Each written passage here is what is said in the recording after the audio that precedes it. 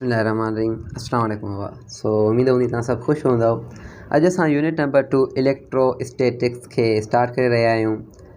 Electrostatic हिकु अहिड़ो chapter आहे तव्हांजो जेको इलेक्ट्रिसिटी, इलेक्ट्रोमैग्नेटिज़म इन्हनि सभिनी जी हिकु बेसिक आहे। माना अगरि तव्हां हिन चैप्टर खे सही तरीक़े सां पढ़ियो त इलेक्ट्रिसिटी ऐं इलेक्ट्रोमैग्नेटिज़म तव्हांखे ईज़िली सम्झ में ईंदा वेंदा। अगरि न पढ़ियो ऐं सही तरीक़े सां तव्हां नोट्स न ठाहिया, लेक्चर बाय लेक्चर सही तरीक़े सां तयारी न कई त मे बी उहे तव्हांजे लाइ डिफ़िकल्ट थी सघनि था।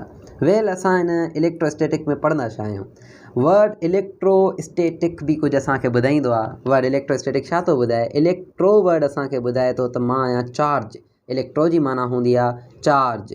असां इलेक्ट्रो जी माना खईंसीं चार्ज, ऐं स्टैटिक वर्ड जी माना हूंदी आहे एट रेस्ट। माना चार्ज खे असां पढ़ूं पर रेस्ट में, माना रेस्ट वारी हालत में अगरि असां चार्ज जी का बि इंफॉर्मेशन हासिलु था कयूं त असां हुनखे चवंदासीं इहा आहे इलेक्ट्रोस्टैटिक। माना अहिड़ी ब्रांच जंहिंमें असां चार्ज जे बारे में त पढ़ूं पर एट रेस्ट में, माना रेस्ट में असां चार्ज जी का बि इंफॉर्मेशन हासिलु कयूं। वेल ही चार्ज आहे छा? चार्ज खे सही तरीक़े सां सम्झणो आहे। चार्ज वर्ड आहे छा, इहा ॻाल्हि सम्झ में नथी अचे। असां अगरि चार्ज खे डिफाइन कयूं त चार्ज हिकु मैटर जी अहिड़ी प्रॉपर्टी आहे जेका पंहिंजे चौधारी का फोर्स फील्ड ठाहे, ऐं उहा फोर्स फील्ड अट्रैक्ट या रिपेल करे कंहिं ॿिए मैटर खे। हाणे इहो छा चई में हिनखे एग्ज़ाम्पल वाइज़ सम्झो, पोइ हिन जी डेफिनेशन बि थोरी घणी लिखायां थो। वेल ॾिसो, अगरि मां तव्हांखे चवां त को बि पार्टिकल आहे मैटर जो, को बि पार्टिकल, अहिड़ो पार्टिकल कंहिं बि मैटर जो जेको लेट सपोज असां ही पार्टिकल था खणूं कंहिं बि मैटर जो, इहो पार्टिकल छा थो करे? पंहिंजे चौधारी हिकु फोर्स फील्ड थो ठाहे।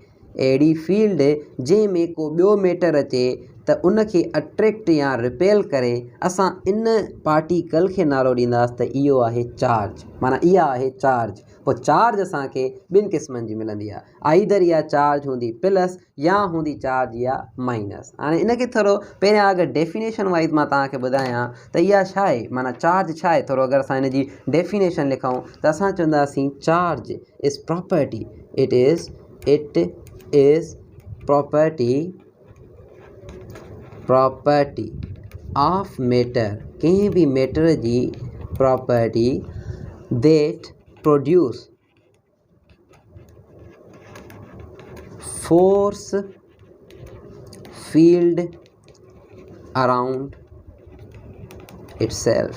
माना पंहिंजे चौधारी का अहिड़ी फील्ड प्रोड्यूस करे जेका फोर्स फील्ड हुजे। फोर्स फील्ड माना अट्रैक्टिव या रिपल्सिव फील्ड हुजे, जेका अट्रैक्ट करे या रिपल्स करे कंहिं बि ॿिए पार्टिकल खे, कंहिं ॿिए मैटर खे, त असां हुनखे चवंदा आहियूं इहा आहे चार्ज। ऐं असां मेनली चवंदा आहियूं चार्ज जेका हूंदी आहे इहा इंट्रिंसिक प्रॉपर्टी आहे मैटर जी, जेका मैटर जे अंदरि हुजे। Intrinsic property of a matter that enables या that produce force field around itself. हाणे हिनखे थोरो सम्झंदासीं त इन चार्ज जा ॿ क़िस्म मां तव्हांखे ॿुधाया, ॿ टाइप्स नेचर में। उहे कहिड़ा हुया? हिकिड़ो मां तव्हांखे टाइप ॿुधायो त चार्ज या थी सघे थी पॉज़िटिव या थी सघे थी चार्ज नेगेटिव। सो हिकु हूंदी आहे चार्ज पॉज़िटिव, या चार्ज जी जेको वैल्यू आहे उहो नेगेटिव थी सघे थो। हाणे ही पॉज़िटिव ऐं नेगेटिव चार्ज खे असां कीअं डिफाइन कयो आहे, या असां छो था चऊं पॉज़िटिव ऐं नेगेटिव? अच्छा ॾिसो, अगरि मां तव्हांखे चवां थो त को बि मैटर आहे, उहो मैटर पाण मां, या असां अच्छा इन मैटर जे बारे में ॻाल्हायूं त इन मैटर में अंदरि इलेक्ट्रॉन ऐं प्रोटॉन हूंदा आहिनि, या अञा बि ईअं चऊं त इन मैटर जे अंदरि छा एटम हूंदो आहे। ऐं उन एटम जी अगरि असां ॻाल्हि कयूं त उन एटम जे अंदरि छा प्रोटॉन ऐं मथां रिवॉल्विंग जेके कंदा आहिनि उहे इलेक्ट्रॉन हूंदा आहिनि। तव्हां चवंदो येस सर, इलेक्ट्रॉन मथां रिवॉल्व कंदा आहिनि ऐं अंदरि प्रोटॉन हिन में न्यूक्लियस में अंदरि हूंदा आहिनि। सो अगरि मां तव्हांखे चवां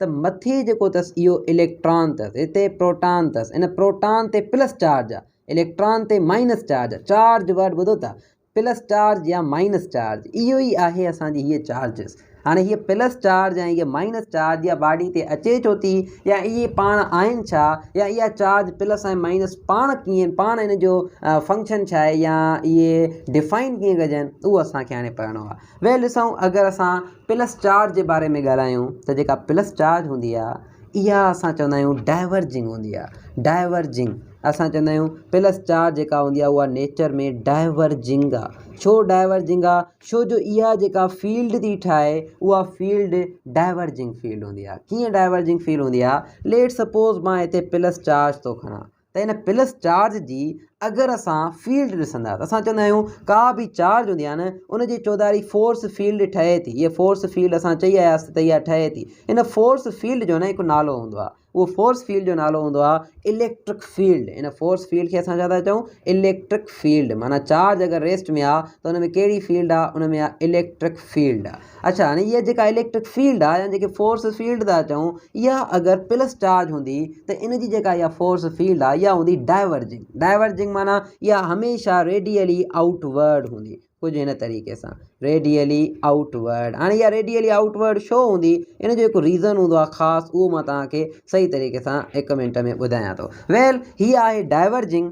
ऐं अगरि इहा डाइवर्जिंग आहे त असां हिनखे चवंदासीं हीअ कन्वर्जिंग आहे। कन्वर्जिंग जी माना छा हूंदी आहे, कन्वर्ज करे जेका कंहिं बि माना असां चऊं माना फील्ड खे कन्वर्ज करे अचे। कन्वर्ज माना पाण ॾे खणी अचे, डाइवर्ज माना परे परे खणी वञे। सो अगरि असां नेगेटिव जी ॻाल्हि कंदासीं त नेगेटिव जेका हूंदी आहे उहा कन्वर्जिंग हूंदी आहे, माना पाण ॾे इहा फील्ड खे खणी थी अचे। वेल, अगरि मां तव्हांखे चवां त हिनखे मां कन्वर्जिंग ऐं हिनखे असां डाइवर्जिंग छो चयोसीं, त इनखे डिफाइन करण जे लाइ या असां ईअं छो था चऊं त हिन जी जेका फील्ड आहे उहा रेडियली आउटवर्ड आहे। ऐं हिन जी अगरि असां फील्ड जे बारे में ॻाल्हायूं था त इहा नेगेटिव साइन जी जेका फील्ड थी अचे उहा रेडियली इनवर्ड छो आहे। इनखे असां चवंदा आहियूं रेडियली इनवर्ड ऐं हिनखे चवंदा आहियूं रेडियली आउटवर्ड या डाइवर्जिंग। हाणे हीअ हूंदी आहे रेडियली आउटवर्ड, हिनखे चयोसि आउटवर्ड आहे। आउटवर्ड फील्ड हिन जी आउटवर्ड आहे, हिनखे असां चवंदा फील्ड इनवर्ड आहे। हाणे इहो छो थो थिए इनवर्ड या आउटवर्ड, इहो असां सम्झंदा आहियूं हिकु टेस्ट चार्ज जे थ्रू। टेस्ट चार्ज ऐं सोर्स चार्ज, हाणे इहो तव्हांखे ख़बर हूंदी, सॼी तव्हांखे डिटेल ख़बर आहे, पर कुझु कुझु ॿारनि खे ख़बर न हूंदी। असांखे सभिनी खे Aahista Aahista level by level पढ़ाइणो आहे। वेल, ॾिसो, अगरि मां तव्हांखे चवां थो हीअ मूं वटि नेगेटिव चार्ज आहे, इन जी अगरि असां फील्ड जे बारे में ॻाल्हायूं त इहा फील्ड हूंदी आहे रेडियली इनवर्ड, कुझु हिन तरीक़े सां रेडियली इनवर्ड हिन जी फील्ड हूंदी आहे। इहा रेडियली इनवर्ड फील्ड छो आहे, इन जेको ख़ासि रीज़न आहे, उहो ख़ासि रीज़न कहिड़ो आहे, उहो ख़ासि रीज़न मां हाणे ॿुधायमि तव्हांखे, टेस्ट चार्ज आहे। Test charge. हाणे मां तव्हांखे अगरि ॿुधायां, पहिरियां तव्हांखे मां हिकु ॻाल्हि ॿुधायमि, उहा ॻाल्हि इहा ॿुधाई त मैटर जी अहिड़ो पार्टिकल जेको छा करे, कंहिं बि शइ खे अट्रैक्ट या रिपेल करे, असां हुनखे चयोसीं इहो चार्ज आहे।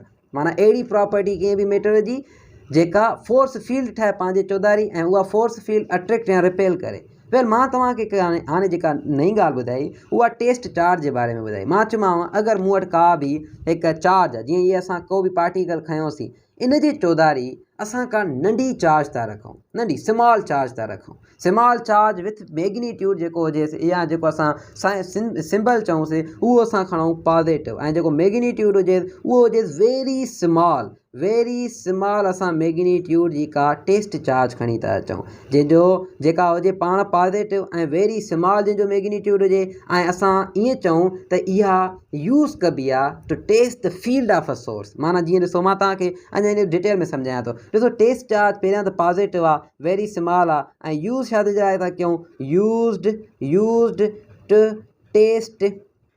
Taste source charge. हाणे इनखे सम्झंदासीं, सोर्स चार्ज खे टेस्ट करण जे लाइ कमु ईंदी आहे इहा। हाणे ॾिसो, पहिरियों त मां तव्हांखे चवां त टेस्ट चार्ज ऐं सोर्स चार्ज में फ़र्क़ु छा हूंदो आहे, उहो थोरो तव्हां मूंखे ॿुधायो त तव्हां छा चवंदो। तव्हां चवंदो सर, टेस्ट चार्ज जेका हूंदी आहे उन में पहिरियां मैग्नीट्यूड तमामु स्मॉल हूंदो आहे, वेरी स्मॉल मैग्नीट्यूड हूंदो आहे, ऐं उन में जेका चार्ज आहे उहा प्लस आहे। माना स्मॉल त आहे पर प्लस जी चार्ज आहे। ऐं उन खां अलावा इहा जेको आहे सो सोर्स चार्ज खे कैलकुलेट करण में या टेस्ट करण में कमु ईंदी आहे। हाणे ॾिसो, टेस्ट चार्ज खे असां शो कंदा आहियूं Q0 सां, ऐं सोर्स चार्ज जेका हूंदी आहे उहा थोरी वॾी हूंदी आहे, जंहिंजो मैग्नीट्यूड बि हाई हूंदो आहे, जंहिंखे असां Q सां रिप्रेज़ेंट था कयूं। इहा आहे Q, जेको आहे सोर्स चार्ज। मां तव्हांखे छा चयमि, मां तव्हांखे चयमि का बि मूं वटि सोर्स चार्ज आहे, असां चऊं था इहा असां सोर्स चार्ज खणी आया आहियूं, Q खणी आया आहियूं। इन Q जे इहा Q जेका हुआ, लेट सपोज इहा असां को बि सिंबल था रखूं, इनजो को बि सिंबल असां ईअं था कयूं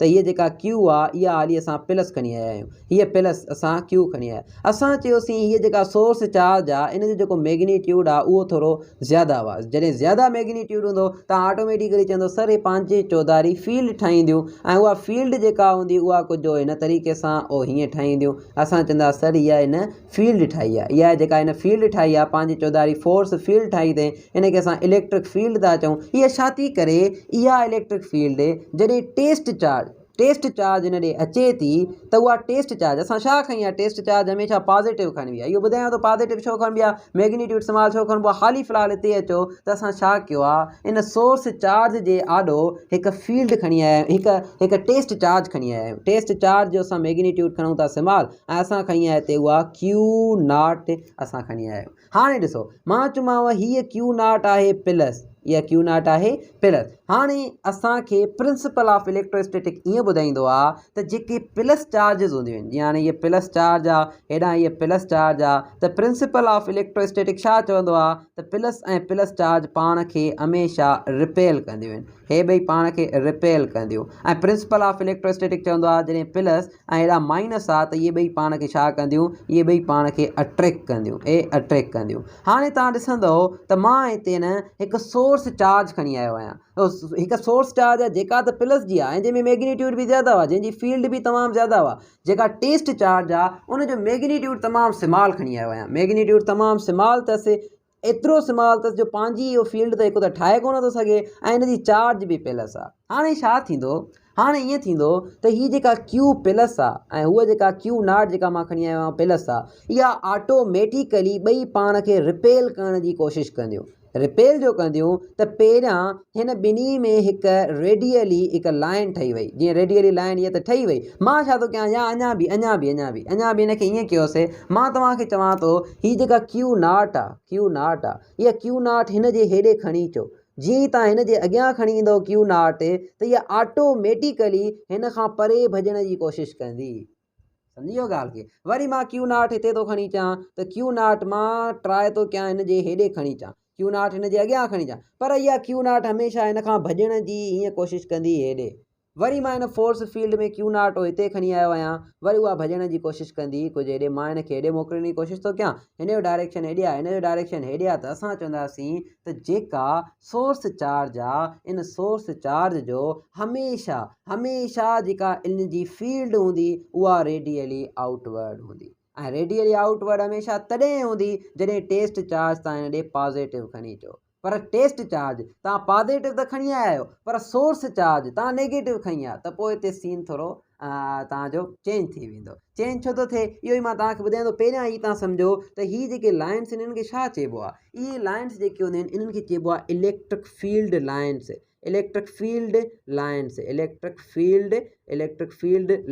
EFL, इलेक्ट्रिक फील्ड लाइन्स। हाणे इहे इलेक्ट्रिक फील्ड लाइन्स छा हूंदियूं आहिनि, इहे कुझु इमेजिनरी लाइन्स हूंदियूं आहिनि, इमेजिनरी लाइन्स हूंदियूं आहिनि to define electric field, imaginary lines to define electric field खे डिफाइन करण जे लाइ lines to define electric field around any charge, कंहिं बि चार्ज खे चार्ज जी फील्ड खे डिफाइन करण जे लाइ त हुन में स्ट्रिंग केतिरी आहे या उहो केतिरी जेको आहे सो अमाउंट जी इलेक्ट्रिक फील्ड हुन में आहे, त असां उहा जेको डिफाइन कंदा आहियूं उहा डिफाइन कंदा आहियूं इलेक्ट्रिक फील्ड लाइन सां। ऐं उहा इलेक्ट्रिक फील्ड लाइन असांखे क्यू प्लस जेका ॾिए थी उहा रेडियली आउटवर्ड थी ॾिए। रेडियली आउटवर्ड इन करे थी ॾिए त जेका मां क्यू नॉट खणी आयो आहियां, टेस्ट चार्ज खणी आयो आहियां, इहा मां हिन जे खणी हेॾे अचण जी कोशिशि थो कयां, ऑटोमेटिकली होॾे थी वञे, त पोइ हिन में जेका रेडियली लाइन अची वेंदी उहा रेडियली कुझु आउटवर्ड अची वेंदी। हाणे इहा ॻाल्हि अगरि तव्हांखे सम्झ में अची वई त तव्हांखे हाणे हिकु ॿी ॻाल्हि सम्झ में ईंदी वेंदी। उहा ॿी ॻाल्हि कहिड़ी, अगरि मां तव्हांखे ॿी ॻाल्हि ॿुधायां त उहा ॿी ॻाल्हि कहिड़ी, मां छा थो कयां, इहा सोर्स चार्ज हाणे प्लस मां माइनस थो करे छॾियां।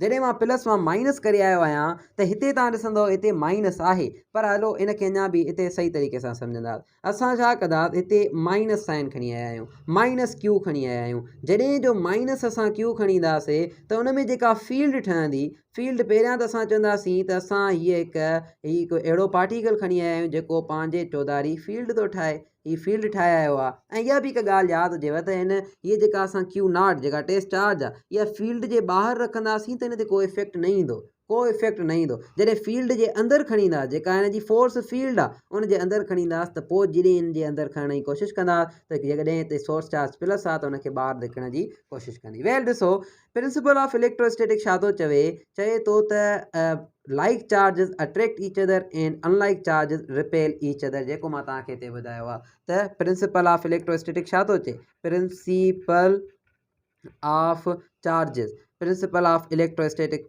इलेक्ट्रोस्टैटिक्स। इलेक्ट्रोस्टैटिक जो प्रिंसिपल ईअं थो चए त like charges repel each other, unlike charges attract each other. हाणे इन जे अकॉर्डिंग अगरि मां तव्हांखे चयमि त हिते सोर्स चार्ज जेका हुआ, जेका असां वटि क्यू आहे, उहा नेगेटिव आहे, ऐं मां जेका टेस्ट चार्ज जेका हमेशह मां पॉज़िटिव थो खणा, त उहा जेका पॉज़िटिव टेस्ट चार्ज मां हिन जे आॾो खणी आयो आहियां, जॾहिं हिते खणी आयो आहियां, ऐं मां छा थो कयां, हिन खे हेॾे खणी अचण जी कोशिशि थो कयां, त मूंखे का बि अहिड़ी शइ या को बि अहिड़ो फोर्स नथो लॻे जेको इन चार्ज खे हेॾे ॿाहिरि धिके नथो लॻे। इहा चार्ज ऑटोमेटिकली अगरि मां हेॾे खणण जी कोशिशि थो कयां त इहा हेॾे ई हलंदी थी वञे। वरी चार्ज हितां अगरि खणी हेॾे वञण जी कोशिशि थो कयां त वरी हेॾे हलण जी कोशिशि, माना हेॾे हलंदी थी वञे। वरी अगरि हेॾे था कयूं त हेॾे हलंदी थी वञे, वरी ईअं हलंदी थी वञे। पोइ असां चवंदासीं त इन में जेका क्यू माइनस आहे उहा हमेशह चार्ज खे पंहिंजे तरफ़ छिके थी, पंहिंजे तरफ़ इहा टेस्ट चार्ज खे पंहिंजे तरफ़ थी खणी अचे। जॾहिं इहा पंहिंजे तरफ़ थी खणी अचे त असां चवंदासीं इहा रेडियली इनवर्ड आहे। माना रेडियली जीअं तव्हां डायरेक्टली चयोसीं, ठीकु आहे, सिधी तरह सां चयोसीं त इहा क्यू माइनस ॾे इहा इनवर्ड थी अचे। सो हीअ आहे इनवर्ड ऐं हीउ आहे असांजो आउटवर्ड। हाणे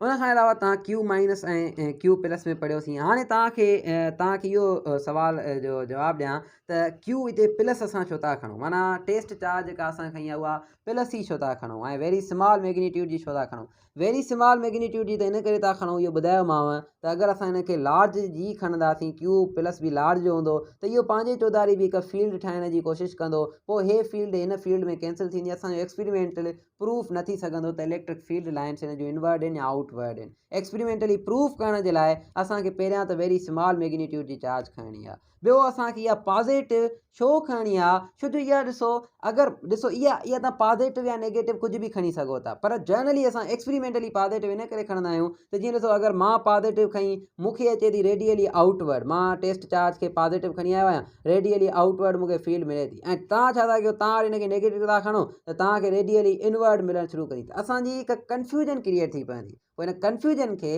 डील करण जे लाइ असांखे इन टेस्ट चार्ज खे हमेशह पॉज़िटिव खणणो आहे, त जीअं हमेशह असांखे जस्ट इहो मालूम थी वञे त जेका हिते जेका चार्ज पई आहे उहा आउटवर्ड आहे या इनवर्ड आहे। हूअं बि अगरि तव्हां टेस्ट चार्ज खे नेगेटिव हिते खणी ईंदव, तव्हां हिनखे हेॾे खणी अचण जी कोशिशि कंदव, तॾहिं बि तव्हांखे ख़बर पइजी वेंदी। जॾहिं अट्रैक्ट करे वेंदो तव्हां चवंदो इहा प्लस आहे, ठीकु आहे। जॾहिं इहा हलियो वेंदो परते तव्हां चवंदो इहा माइनस आहे। सही आहे। माना चवण जो मक़सदु इहो त लाइक चार्जिस अट्रैक्ट कंदियूं आहिनि ऐं अनलाइक चार्जिस रिपेल कंदियूं आहिनि। पोइ अगरि तव्हां हिते प्लस खणी ईंदो त हे अॻिते हलियो वेंदो, अगरि जे माइनस खणंदो त हिन ॾे अट्रैक्ट करे एॾे ईंदो। माना तव्हां टेस्ट चार्ज कहिड़ी बि खणी सघो था, पर कंफ्यूजन खे दूरि करण जे लाइ, जीअं एॾी कंफ्यूजन क्रिएट न थिए, असां हिनखे पॉज़िटिव खणंदा आहियूं। ॻाल्हि सम्झ में अची वई त तमामु बहितरीनु ॻाल्हि। हाणे असां कुझु पॉइंटियूं सम्झूसीं त जेका चार्ज आहे उहा आहे छा, ऐं चार्ज जेका उहा डाइवर्जिंग ऐं कन्वर्जिंग कीअं हूंदी आहे, इनवर्ड आउटवर्ड कीअं हुआ, टेस्ट ऐं सोर्स चार्ज में फ़र्क़ु छा आहे। हिन में 2-3 सुवाल तव्हां खां पुछां त पहिरियों क्वेश्चन इहो पुछां त ॿुधायो कहिड़ी चार्ज जो मैग्नीट्यूड ज़्यादा, टेस्ट चार्ज जो या सोर्स चार्ज जो। तव्हां चवंदो सर सोर्स चार्ज जो। ऐं ॿियो तव्हां खां पुछां त कहिड़ी चार्ज जेका एक्सपेरिमेंट करण जे लाइ हमेशह पॉज़िटिव खणिबी आहे, तव्हां चवंदो सर टेस्ट चार्ज खे हमेशह पॉज़िटिव खणिबो आहे। कहिड़ी चार्ज डाइवर्जिंग आहे, तव्हां चवंदो प्लस, कहिड़ी कन्वर्जिंग आहे, तव्हां चवंदो माइनस। वेल इहो कुझु असांजा जनरल क्वेश्चन्स हुया। हाणे ॾिसो, इन चार्ज खे अगरि असां अञा अॻिते पढ़ूं त इहा चार्ज असां चवंदा आहियूं इहा हिकु स्केलर क्वांटिटी आहे। स्केलर क्वांटिटी चार्ज असां चवंदासीं इहा हिकु स्केलर क्वांटिटी आहे। चार्ज जो को बि डायरेक्शन न हूंदो आहे। बाक़ी जेका इहा फील्ड आहे, इलेक्ट्रिक फील्ड आहे, इहा इलेक्ट्रिक फील्ड असां चवंदा आहियूं इहा हमेशह असांखे डायरेक्टेड क्वांटिटी मिलंदी आहे। ऐं इहो बि यादि हुजेव त चार्ज जॾहिं रेस्ट में हूंदी आहे, तव्हां अॻिते बि पढ़ंदव त चार्ज जॾहिं रेस्ट में हूंदी, हमेशह यादि रखिजो जॾहिं रेस्ट में चार्ज हूंदी आहे त उन में जेका इलेक्ट्रिक फील्ड हूंदी आहे उहा हूंदी आहे, पर जेका मैग्नेटिक फील्ड हूंदी आहे, जेके बी सां शो कयूं, उहा न हूंदी आहे। उहा छो न हूंदी आहे? छो जो जॾहिं इलेक्ट्रिक फील्ड, जॾहिं चार्ज रेस्ट में हूंदी आहे, जंहिंमें इलेक्ट्रिक फील्ड हूंदी आहे, त जॾहिं चार्ज रेस्ट में आहे न, त उन में जेका फ्लक्स हूंदी आहे उहा चेंज न कंदी आहे। माना फ्लक्स हमेशह सेम रहंदी आहे। माना अगरि तव्हां चेंज इन फ्लक्स ॾिसो त चेंज इन फ्लक्स तव्हांखे ज़ीरो मिलंदो आहे, छो जो फ्लक्स जेका हूंदी आहे उहा कांस्टेंट मिलंदी आहे। हाणे इहो छा चई आहे, इहो अॻिते हली करे डिटेल में पढ़णो बि आहे, पर हाली थोरो मां अगरि तव्हांखे ॿुधायां त फ्लक्स ज़ीरो हुजण जी कंडीशन इहा थी वेंदी आहे त जॾहिं चेंज इन फ्लक्स ज़ीरो आहे त मैग्नेटिक फील्ड जेका हूंदी आहे उहा प्रोड्यूस न थींदी आहे। मैग्नेटिक फील्ड तॾहिं प्रोड्यूस थींदी आहे जॾहिं फ्लक्स जेका हुजे उहा ज़ीरो न हुजे। माना चेंज इन फ्लक्स ज़ीरो न हुजे। जीअं ॾिसो अगरि मां तव्हांखे चवां थो चार्ज हेठि रेस्ट में पई आहे, रेस्ट में ई पई आहे चार्ज, त हुन ते जेका फ्लक्स हूंदी, फ्लक्स जेका हूंदी उहा हमेशह कांस्टेंट हूंदी।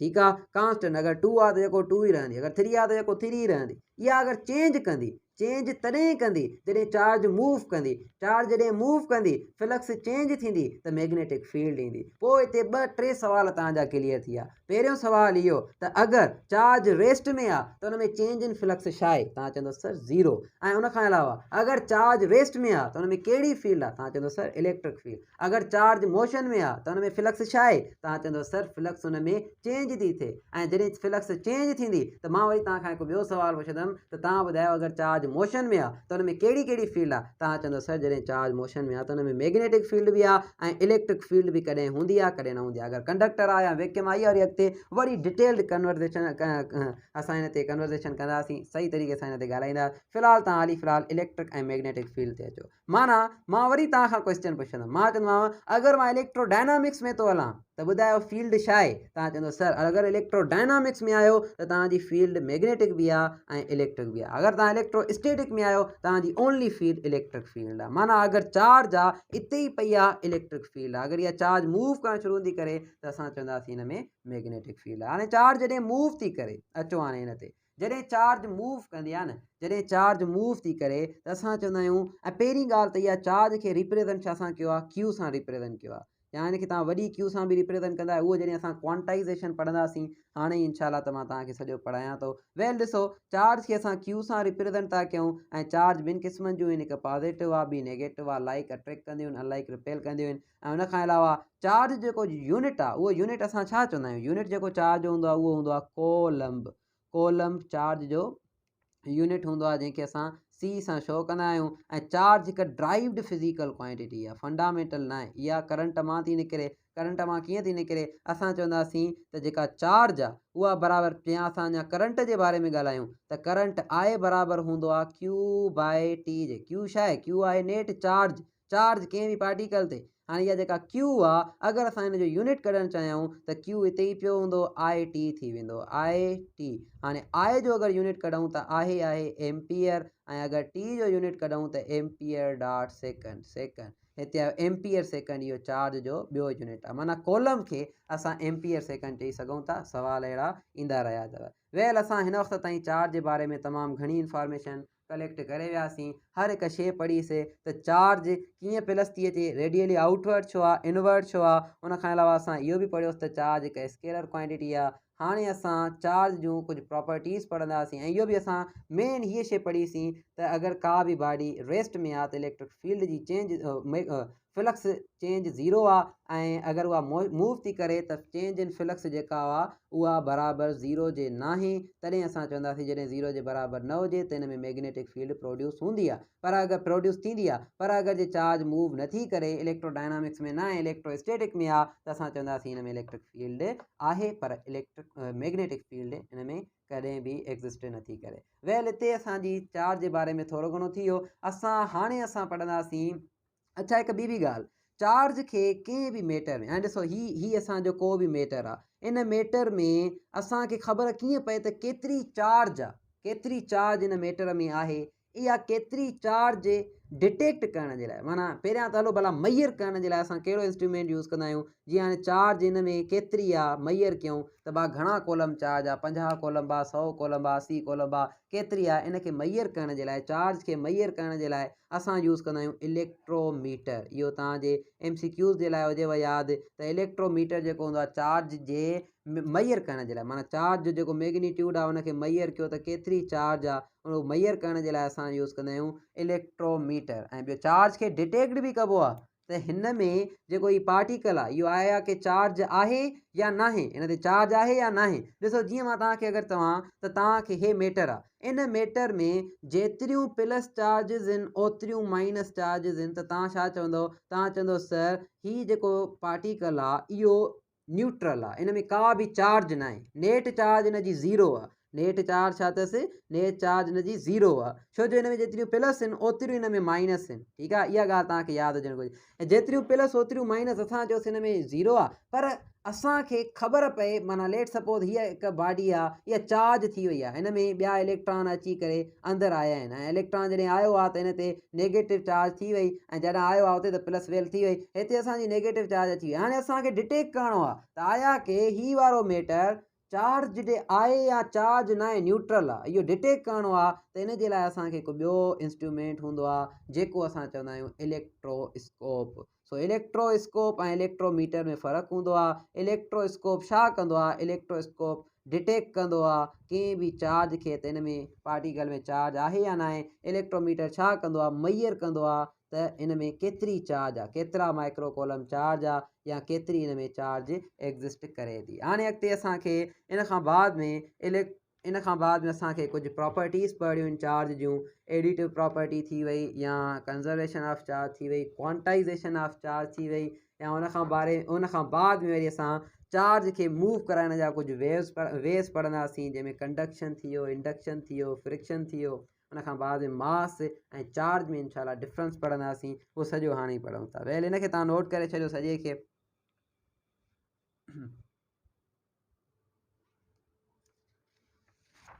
अच्छा बाबा, हाणे उन खां बाद में अगरि असां ॾिसूं त चार्ज जा कुझु वेव्स हूंदा आहिनि ट्रांसफ़र थियण जा। असां चवंदा आहियूं चार्जिंग जा माना कंहिं बि बॉडी खे अगरि चार्ज करिणो आहे त उन जा कुझु 3 वेज़ आहिनि, ठीकु आहे। ऐं उन में पहिरियों अगरि असां वे ॾिसूं त असांजी कंहिं बि बॉडी खे अगरि चार्ज करिणो आहे जंहिंमें असांजी कंडक्शन अची वई, इंडक्शन अची वई या फ्रिक्शन अची वई, जेको मां ॿुधायोमांव। वेल अगरि मां तव्हांखे चवां त असांखे कराइणी आहे कंडक्शन।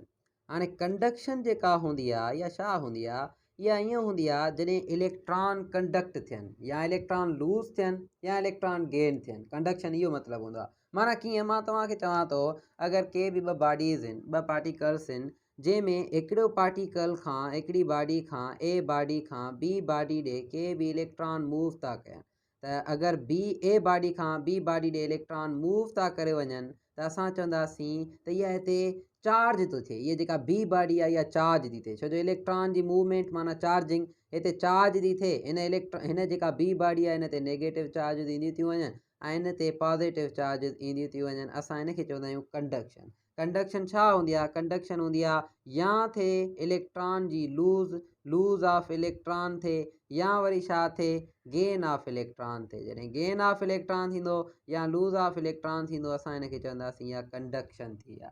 माना हिते कंडक्शन थी आहे। कंडक्शन जो मतिलबु गेन या लूज़ इलेक्ट्रॉन जो थियो आहे, जंहिंजे ज़रिए सां असांजी चार्जिंग थी थिए। चार्जिंग थी थिए माना हिकु बॉडी चार्ज थी थिए, ॿी बॉडी लूज़ थी करे। सम्झियो ॻाल्हि खे। माना चार्जिंग जा कुझु वेज़ जंहिंमें पहिरियों असां पढ़ूं था कंडक्शन।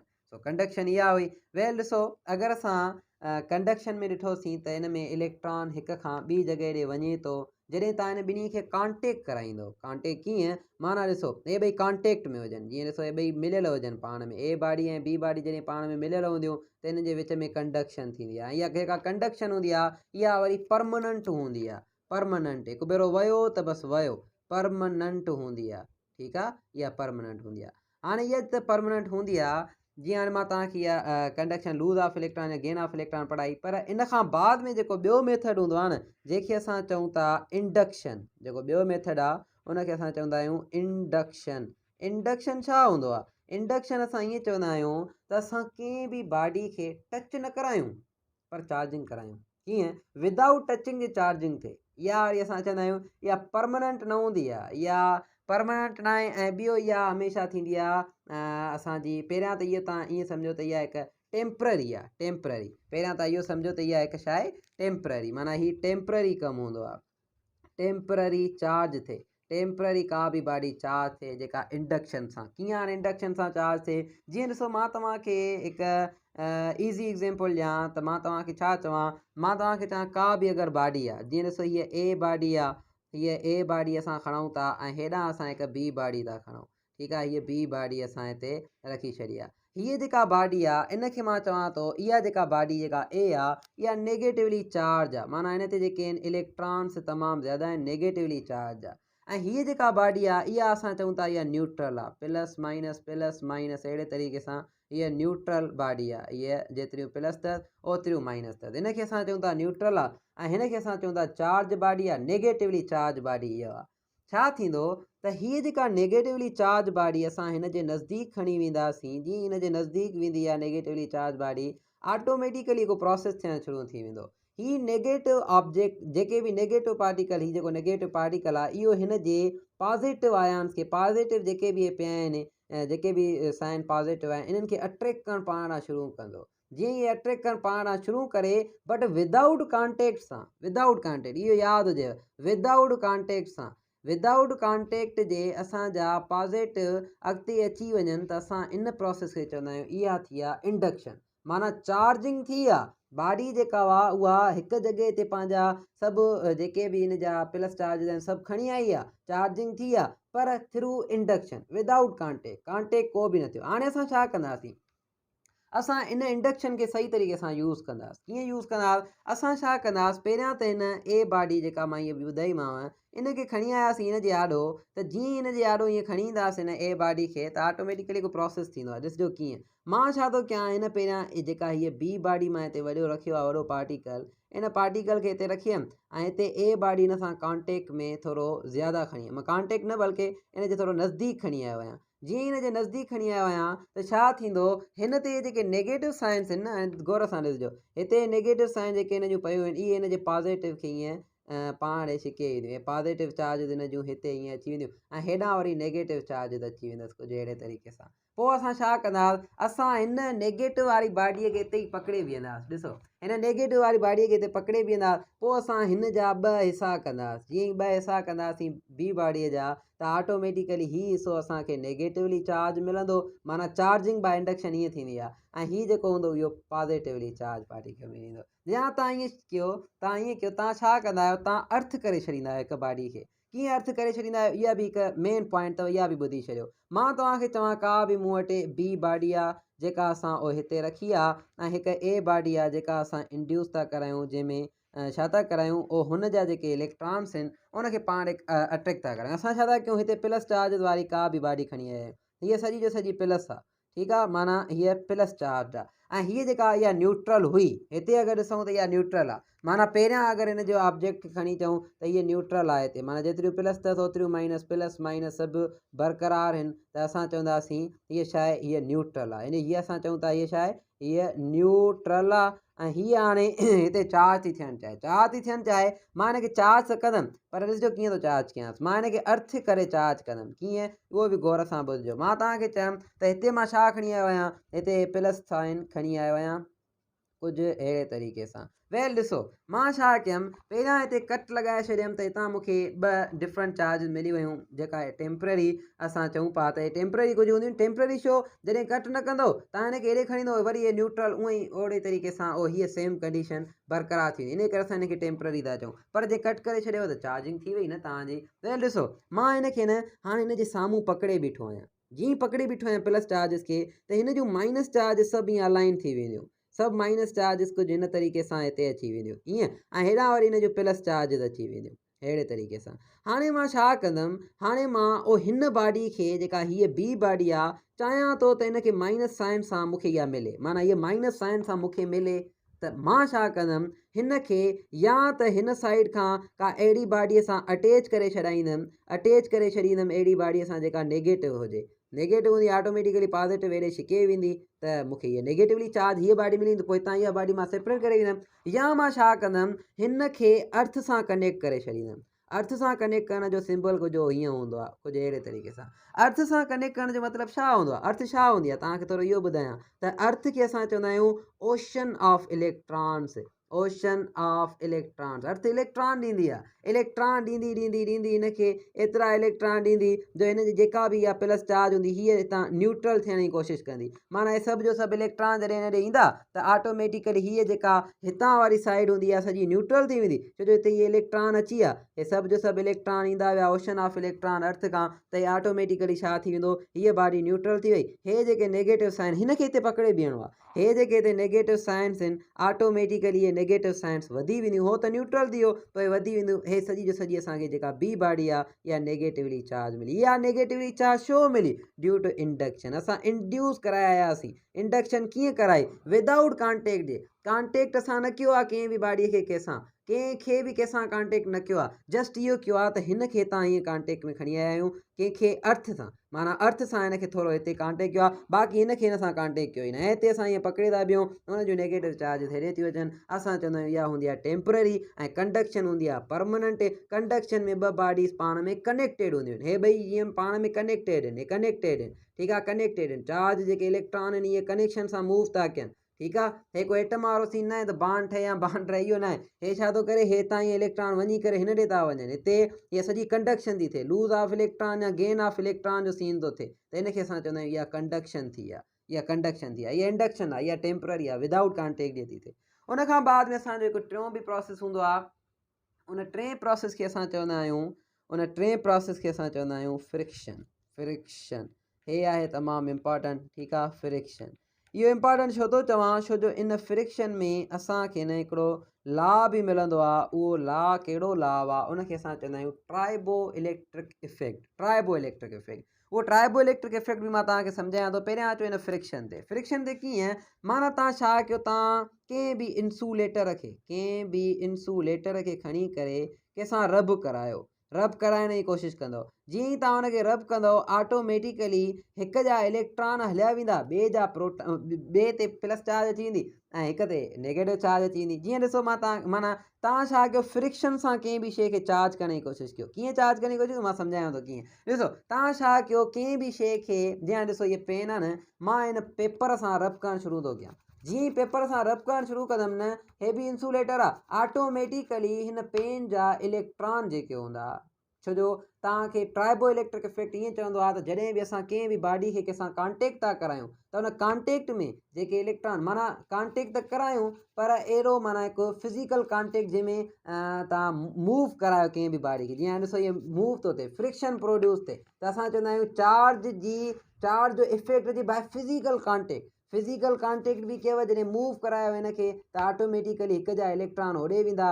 ॿिए जा प्रोटॉन, माना ॿिए ते चार्ज बॉडी ईंदी वेंदी, चार्ज बॉडी थींदी वेंदी, माना हिकु अगरि प्लस थी वियो त ॿियो नेगेटिव थी वेंदो। पोइ तव्हां छा कयो, हीउ जेको आहे, हाणे हिनखे तव्हां ॾिसंदो, लेट सपोज़ त हीउ नेगेटिव नेगेटिव नेगेटिव चार्जिस थी वियो आहे। पोइ तव्हां कंहिंजे बि आॾो खणी वेंदा आहियो, ऑटोमेटिकली उहे पेपर या उहे शयूं तव्हां ॾे अचण जी कोशिशि कंदियूं आहिनि। मतिलबु कीअं, मां तव्हांखे फ्रिक्शन अञा बि सवलो ईअं सम्झायां त ॾिसो, तव्हां छा कंदा आहियो, तव्हां न हिकु एग्ज़ाम्पल नॉर्मली ॾिठो हूंदो त असां हेयर खे असां जेको आहे सो काम कंदा आहियूं, हेयर खे माना फणी वग़ैरह ॾींदा आहियूं। जॾहिं फणी वग़ैरह ॾींदा आहियूं त ऑटोमेटिकली उन फणीअ में तव्हांजा जेके, छो जो फणी तव्हांजी जेका इलेक्ट्रॉन खे छा थी करे, इलेक्ट्रॉन खे गेन थी करे, हेयर्स इलेक्ट्रॉन खे छा कंदा आहिनि, लूज़ कंदा आहिनि। इहो तव्हांखे ट्राइबो इलेक्ट्रिक सीरीज़ में मिलंदो, ऐं उहा ट्राइबो इलेक्ट्रिक सीरीज़ मां हिते अटैच कई आहे, उहा ॾिसी छॾिजो। ट्राइबो इलेक्ट्रिक सीरीज़, हिकु अहिड़ी सीरीज़ जेका ॿुधाईंदी आहे त केरु इलेक्ट्रॉन लूज़ थो करे, केरु इलेक्ट्रॉन गेन थो करे। पोइ हिन में जॾहिं तव्हां हेयर ॾिसंदव त हेयर तव्हांखे मथे मिलंदो, ऐं हेयर जेको आहे उहो तव्हांखे पॉज़िटिव साइन ॿुधाईंदो, ऐं प्लास्टिक तव्हां ॾिसंदव, प्लास्टिक तव्हांखे हेठि मिलंदी, जेका प्लास्टिक तव्हांखे नेगेटिव साइन ॿुधाईंदी, या माना इहो शो कंदी त प्लास्टिक इलेक्ट्रॉन गेन थी करे ऐं हेयर इलेक्ट्रॉन लॉस था कनि। इहो वरी ट्राइबो इलेक्ट्रिक इफेक्ट ॿुधाईंदो आहे, ट्राइबो इलेक्ट्रिक सीरीज़ ॿुधाईंदी आहे त केरु गेन थो करे, केरु लूज़। मां उहा अटैच कई आहे ट्राइबो इलेक्ट्रिक सीरीज़, तव्हां उहा ॾिसी सघो था। वेल ॾिसो, इहो जेको फ्रिक्शन थियो, जंहिंमें इलेक्ट्रॉन आया ऐं ॿिए ते प्लस चार्ज अची वई, इहा हाणे छा कंदी, हाणे मां तव्हांखे हिकु एग्ज़ाम्पल वाइज़ सही तरीक़े सां ॻाल्हि सम्झाइण जी कोशिशि कयां त अञा बि बहितर मां तव्हांखे ॿुधायां थो। टई प्रोसेस थोरो हिन एग्ज़ाम्पल में। हाणे ॾिसो, हे तव्हां जनरली हिकु एग्ज़ाम्पल पढ़ंदा बि आहियो, जंहिंमें असां पहिरियां ते पेपर जा कुझु पीसिस हिते ठाहियूं था। पोइ हुन खां बाद में मां छा कंदुमि, मां कंहिं बि प्लास्टिक खे खणी करे चार्ज कंदुमि बाय ट्राइबो इलेक्ट्रिक इफेक्ट, माना बाय कॉन्टेक्ट प्रोसेस या बाय फ्रिक्शन कयूं। फ्रिक्शन थींदो ई तॾहिं जॾहिं कॉन्टेक्ट थींदो। वेर असां छा था कयूं, असां हीअ कुझु पेपर हिते रखिया आहिनि, ठीकु आहे। हाणे मां हिन में तव्हांखे टई प्रोसेस सम्झाईंदुमि। कहिड़ो प्रोसेस सम्झाईंदुमि, हे पेपर अगरि तव्हांखे ज़ाहिर थियनि था त मां हिन में तव्हांखे टई प्रोसेस सम्झायां थो। कहिड़ो हिकिड़ो आहे कंडक्शन, इंडक्शन ऐं फ्रिक्शन। हाणे ॾिसो, हीअ मूं वटि पेन आहे, इन पेन खे मां छा थो कयां, रब करणु शुरू थो कयां पंहिंजे हेयर्स खे। हेयर छा कंदा, हेयर इलेक्ट्रॉन खे लॉस कंदा, प्लास्टिक छा कंदी, इहा जेका पेन आहे इहा प्लास्टिक इलेक्ट्रॉन खे गेन करण जी कोशिशि कंदी। जीअं प्लास्टिक इलेक्ट्रॉन खे गेन करण जी हाणे कोशिशि करे थी, हे हेयर त इलेक्ट्रॉन खे लॉस था कनि, इन मां छा थो थिए त प्लास्टिक चार्ज थी थींदी वञे। हाणे प्लास्टिक जॾहिं चार्ज थी थींदी वञे ऑटोमेटिकली हिन ते प्लस चार्ज ईंदी वेंदी, ओ माइनस चार्ज प्लास्टिक ते ईंदी वेंदियूं। पोइ छा थींदो न, पोइ अगरि मां हिन खे थोरो अॻियां खणी ईंदुमि, जीअं ॾिसो मां हिन खे करे वियो आहियां। हाणे जीअं मां हिन खे अॻियां खणी आयो आहियां, तव्हां ॾिसंदो पेपर जेके आहिनि उहे हिन सां अटैच थी विया आहिनि। अगरि तव्हां ॾिसो था त हे पेपर हिन सां अटैच थी वियो आहे। पहिरियां हिते ॾिसंदो पेपर ॾिसो था अटैच थी वियो आहे न।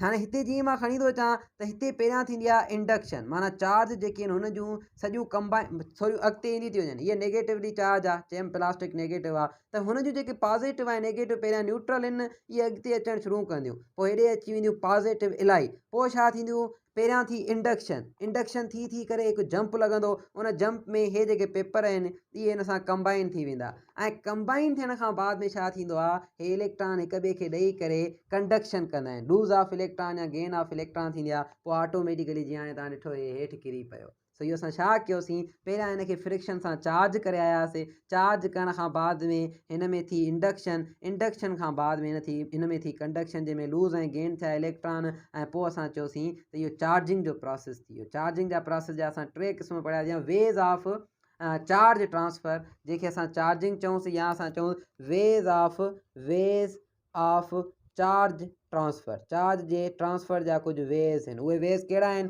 पहिरियों हुयो कंडक्शन, ॿियो हुयो इंडक्शन, टियों हुयो फ्रिक्शन। हाणे हे मां हिन खे चार्ज कयो आहे थोरो घणो प्लास्टिक खे, असां वरी ट्राइबो इलेक्ट्रिक इफेक्ट सां हिन खे ॾिसिजो छिके कीअं था अचूं। वेल ॾिसो, हाणे तव्हां हिन खे ॾिसंदो त हे हिन में पहिरियां थी इंडक्शन, वेल हे छा थो थिए, हाणे ॾिसो पहिरियां थी हिन में इंडक्शन, बाद में हे पेपर हिन सां अटैच थी वियो आहे। हाणे छा थींदो, आहिस्ता आहिस्ता हिते कंडक्शन थी थिए। कंडक्शन थियण खां बाद में हे इहो पेपर ॾिसो किरी पियो न।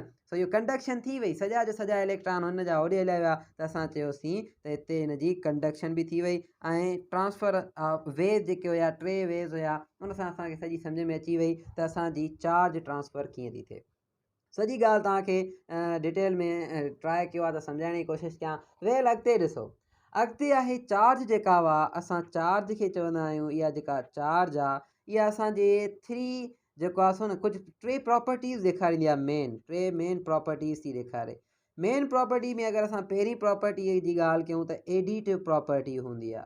चार्ज में न एडिटिव प्रॉपर्टी आहे, माना एडिटिव नेचर आहे चार्ज जी। एडिटिव नेचर या एडिटिव प्रॉपर्टी मां छा थो चवां, हमेशह न तव्हां चार्ज खे एड कंदव।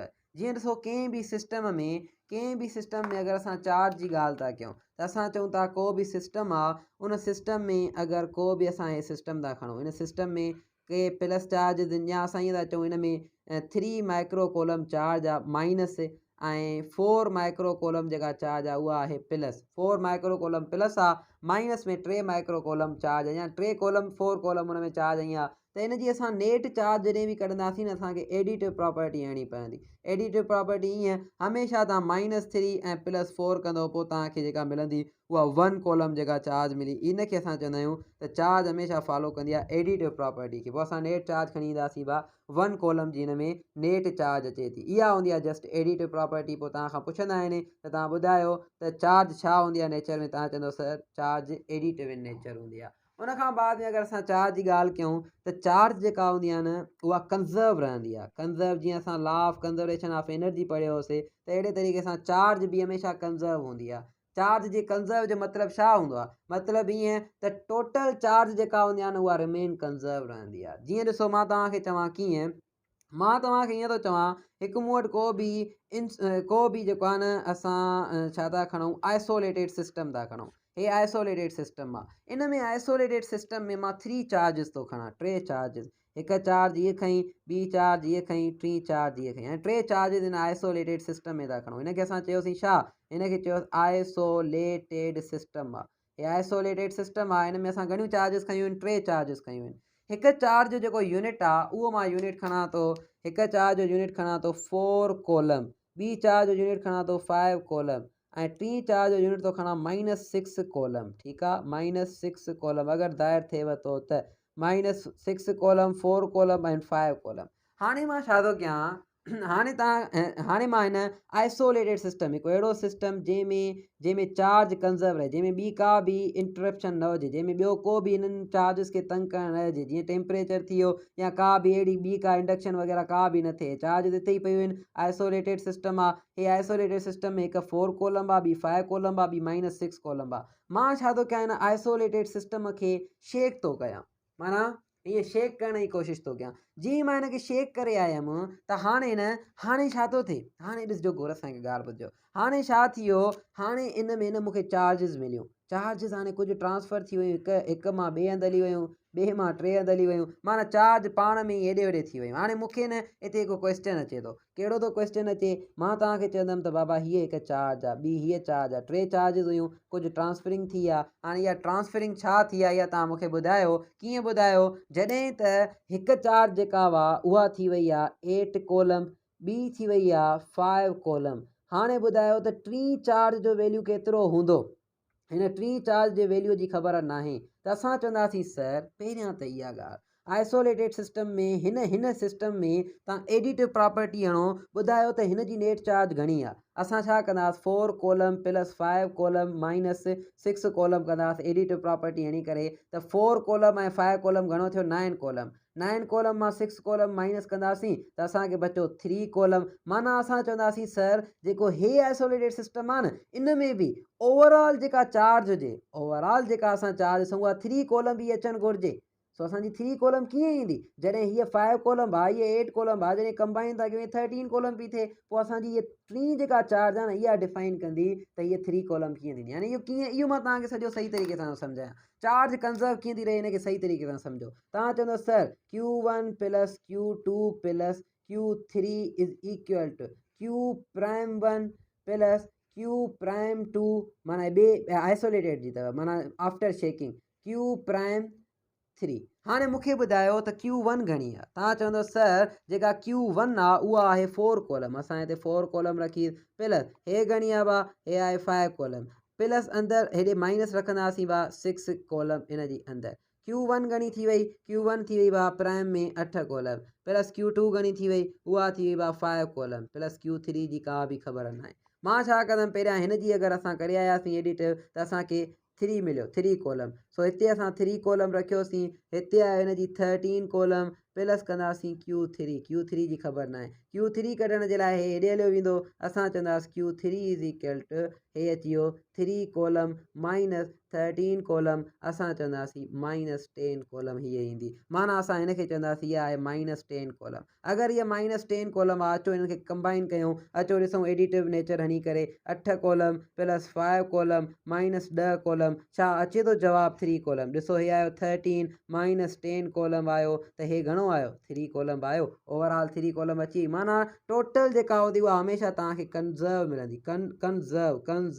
कंज़र्व मिलंदी। तव्हांखे जेका टोटल चार्ज हूंदी उहा हमेशह कंज़र्व मिलंदी, या तव्हां ईअं बि चई सघो था जेका टोटल चार्ज हूंदी उहा कीअं कंज़र्व मिलंदी, उहा ईअं कंज़र्व मिलंदी जीअं तव्हां हो प्रोसेस पढ़ंदव, अॻिते हली करे रेडियो एक्टिविटी पढ़ंदव। जीअं असां छा चवंदा आहियूं, जीअं असां चवंदा आहियूं जेको थोरियम यूरेनियम जो बि पढ़ंदा आहियूं, थोरियम जो बि धार पढ़ंदा आहियूं। वेल यूरेनियम खे असां खणी करे थोरियम में कन्वर्ट कराईंदासीं, हिते अल्फा पार्टिकल निकिरी वेंदा हीलियम, ऐं उनखे असां चवंदा आहियूं इहा 4, इन में जेको आहे सो असांजा 4 जेको आहे सो इन जो जेको एटॉमिक नंबर आहे, ऐं उनखां बाद में असां हिनखे चवंदासीं थोरियम घणो हूंदो, थोरियम 234 थोरियम आहे, ऐं हे असां चवंदासीं इन जो जेको मास आहे उहो 238 आहे, मास 238 इन जो मास आहे, हे थोरियम जो मास आहे, ऐं हीलियम न्यूक्लियाई जेको आहे 4 आहिनि, ऐं हिन जी जेका सो 2 असां हिन ते एटॉमिक नंबर हूंदो आहे, हे मुंहिंजे ख़्याल में 92 हूंदो आहे। वेल असां ओवरऑल जॾहिं चार्ज कढींदासीं त हिन यूरेनियम जी चार्ज जेका हूंदी, ऐं थोरियम ऐं हीलियम न्यूक्लियाई जेकर तव्हां ओवरऑल चार्ज ॾिसंदो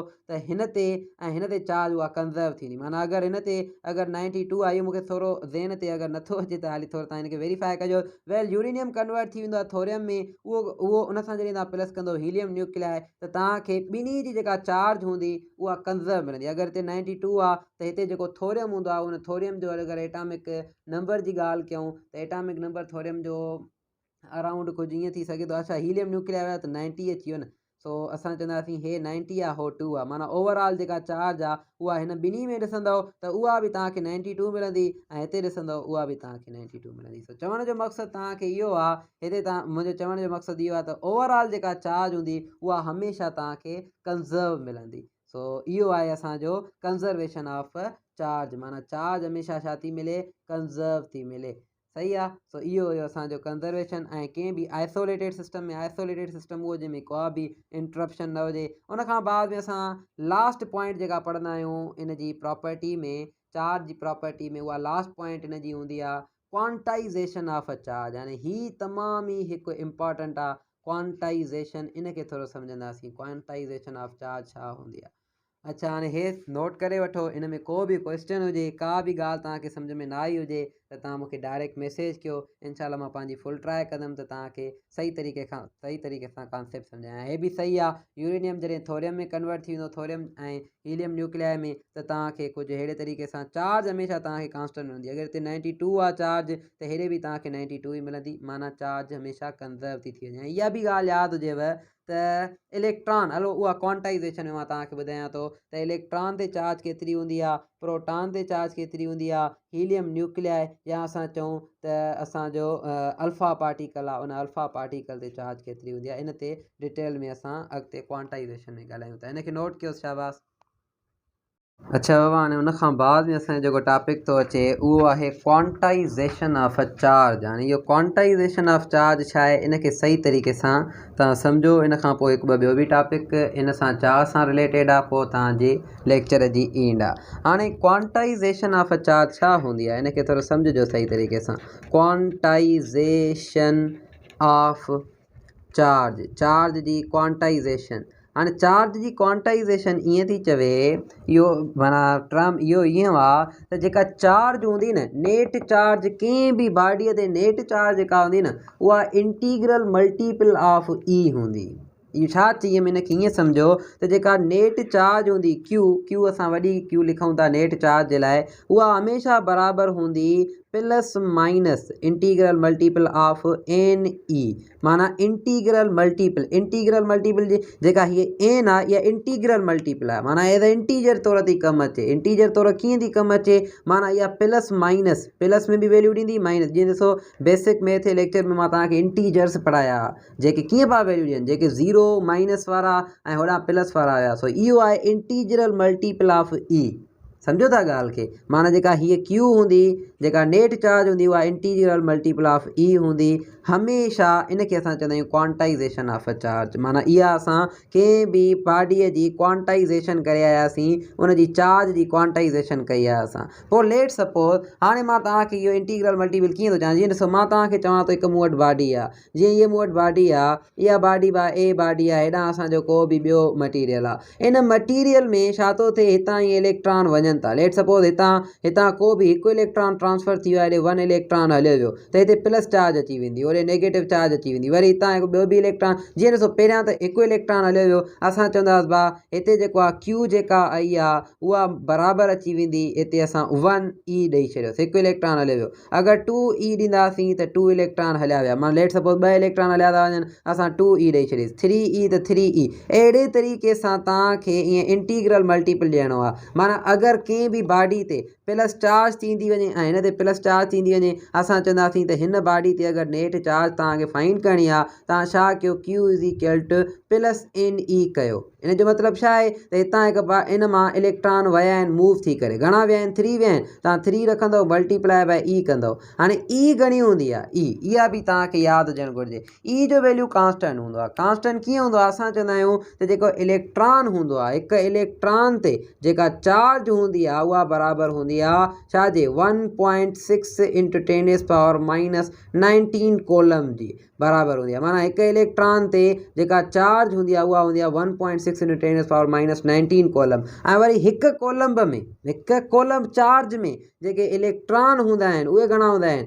हिकु कोलम चार्ज में इलेक्ट्रॉन कढण जे लाइ तव्हां हिन टर्म खे हेॾे खणी ईंदो, माना 1.6 × 10⁻⁻19 हिन साइड खणी ईंदो त हे टर्म कुझु ईअं थी वेंदो। कीअं थी वेंदो, इहो बि तव्हांखे यादि हुजणु घुरिजे, रटे रटे छॾियो हिन शइ खे, हिन खे रटे छॾियो सफ़ा। 1 इलेक्ट्रॉन जेको आहे 1.6 × 10⁻⁻19 कोलम जे बराबरि आहे। हिकु कोलम बराबरि छा जे 1/1.6 × 10⁻⁻19 कोलम। अगरि तव्हां इन खे सॉरी कोलम न हिते ई हणी छॾियोसि, माना हाणे इहे ई थी वई आहे, सॼो ई जो टर्म थी वियो। हाणे जॾहिं हिन खे 1 सां तव्हां डिवाइड करे ईंदो त हे कुझु तव्हांखे वैल्यू घणो मिली वेंदो, असां चवंदा आहियूं 6.28 × 10⁻18 इलेक्ट्रॉन असां चवंदा आहियूं ई अची आहे। 6.28 × 10⁻18 माना हिकु कोलम बि जेका चार्ज आहे, जेका हिकु कोलम चार्ज आहे उन में अची वेंदा आहिनि 6.28 × 10⁻18 इलेक्ट्रॉन, एतिरा इलेक्ट्रॉन अची वेंदा आहिनि। ऐं हीअ जेको आहे हिकु इलेक्ट्रॉन जेको आहे 1.6 × 10⁻19 कोलम जेके बराबरि आहे, इन खे असां छा चवंदा आहियूं, इन खे चवंदा आहियूं स्मॉलेस्ट चार्ज। इहा स्मॉलेस्ट चार्ज आहे, सफ़ा नंढी में नंढी चार्ज आहे, चवंदा आहियूं smallest charge that can exist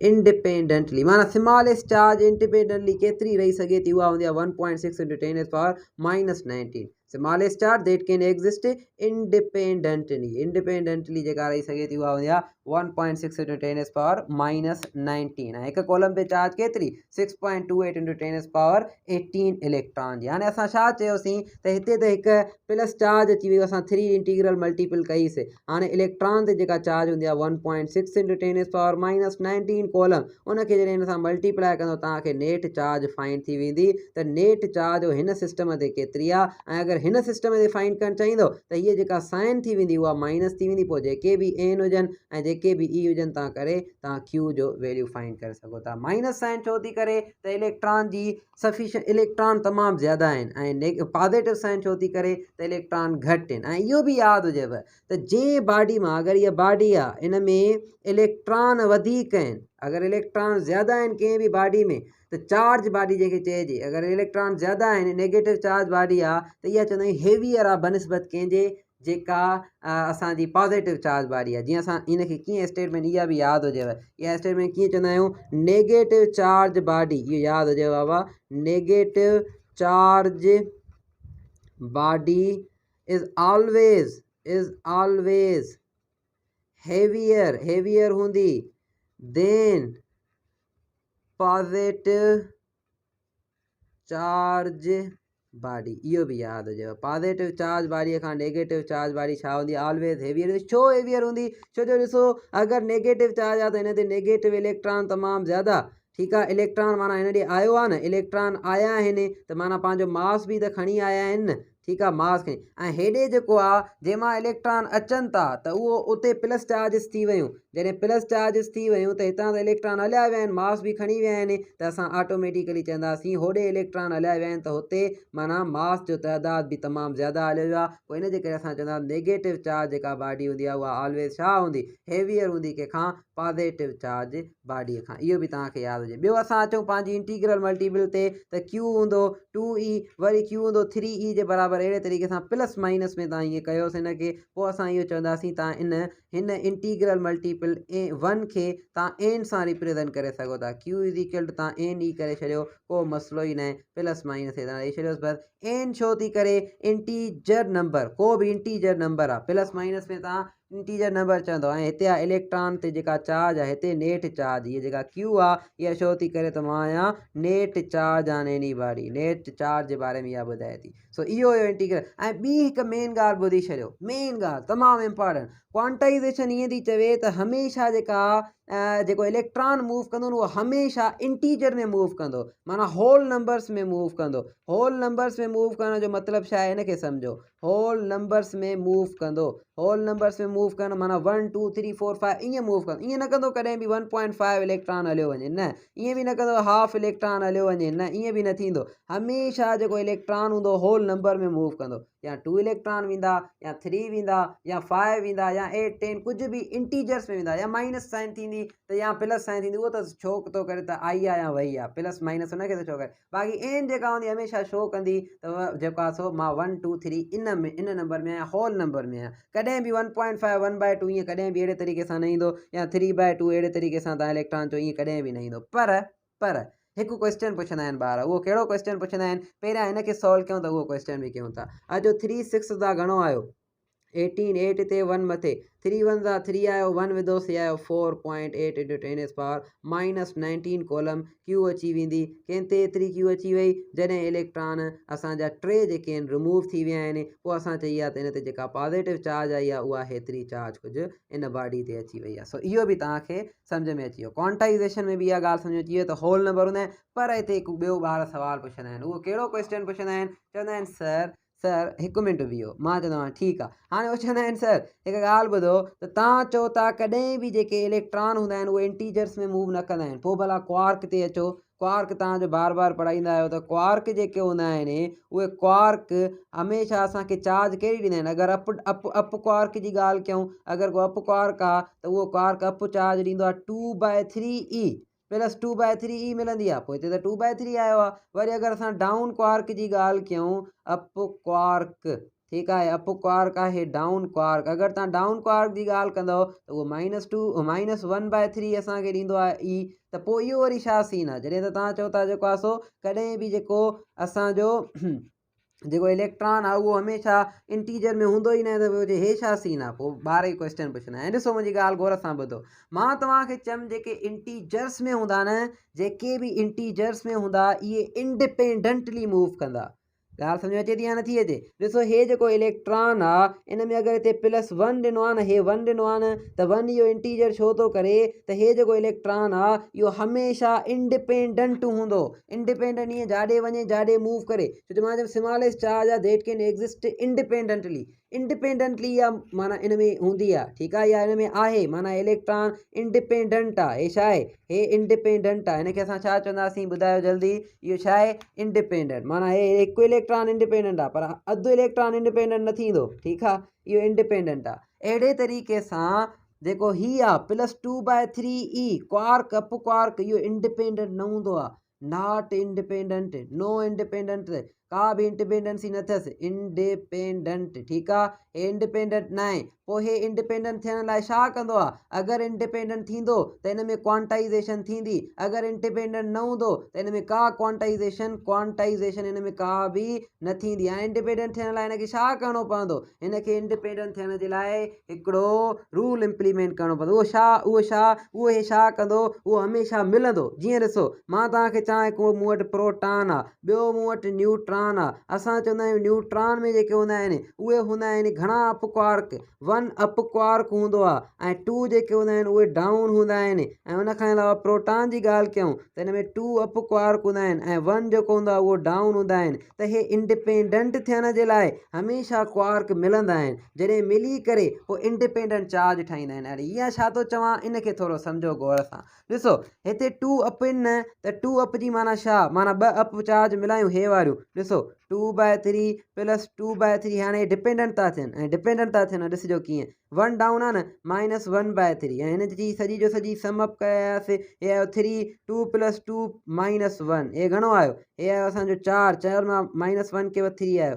3/3, cancel कयव +1 आयो, माना हाणे हे सॼो समअप थी करे प्रोटॉन जेको थी वियो इहो इंडिपेंडेंट थी वियो। वरी अहिड़े तरीक़े सां न्यूट्रॉन बि इंडिपेंडेंट थींदो। कीअं, हिकिड़ो त अप त 2/3, ऐं उनखां अलावा असां छा कंदा, हिते ई ॾींदा अचो ते ई लास्ट में बि ई ॾियणी अथव। वे ॾिसो असां छा कंदासीं, 2/3 आयो, 2/3 हे आयो असांजो -1/3 -1/3, जॾहिं हिन सॼे जो समअप करे ईंदो 3 LCM आई 2 -1 -1, हे घणो अची वियो, हे अची वियो 2 - 2, त हे आयो असांजो 0/3 माना 0 E, 0 चार्ज। जॾहिं 0 चार्ज अची वेंदी असां चवंदा असां न्यूट्रॉन जे बारे में ॻाल्हाए रहिया आहियूं। ऐं इहा बि यादि ॾियव ॻाल्हि त इलेक्ट्रॉन में नो क्वार्क, को बि क्वार्क इलेक्ट्रॉन में न हूंदो आहे, क्वार्क लेस आहे इलेक्ट्रॉन। छो जो इलेक्ट्रॉन जेको आहे उहो क्वार्क खां बि नंढड़ो हूंदो आहे। चवंदा आहिनि 1/5 जेको आहे सो 5 टाइम 1/5 टाइम आहे क्वार्क जे। ठीकु आहे,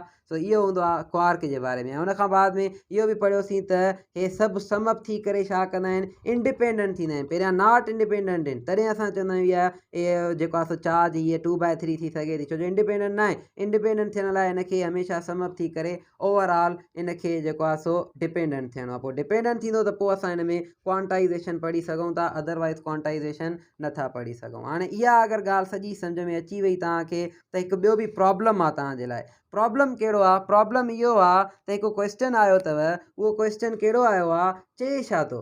चए थो केन अ चार्ज, हाँ ॾिसो इन क्वेश्चन के सही तरीक़े सां पढ़िजो, केन अ चार्ज, हाँ ॾिसिजो, चार्ज ऑफ, चार्ज ॾींदो of 8 × 10⁻⁻8 coulomb be given to system, be given to system. छा सिस्टम खे एतिरी चार्ज ॾेई सघे थी या नथी ॾेई सघिजे? हाणे सिस्टम खे असां ओतिरी चार्ज ॾेई सघूं था जेतिरी उहो इंटीग्रल मल्टीपल ॾे। लेट सपोज़ हिन में असां हाणे सिस्टम खे एतिरी चार्ज ॾिनी आहे, इंटीग्रल मल्टीपल नथो अचे त असां चार्ज नथा ॾेई सघूं, इंटीग्रल मल्टीपल अचे थो त असां चार्ज ॾेई सघूं था। इहो कीअं? इनखे सम्झो गौर सां। ॾिसो तव्हां छा कंदव, Q = NE कयव, ठीकु आहे, इनखे NE त करे आयो, हितां छा तव्हां फाइंड कंदव त केन चार्ज ऑफ 8 × 10⁻⁻8 कोलम जेका हुआ, या हलो 18 करे छॾियो, अञा हिन जो 16 जीअं टर्म थींदी, 18 कोलम जेका हुआ बी गिवन टू सिस्टम, जीअं सिस्टम खे इहा ॾेई सघे थी। तव्हां छा कंदव?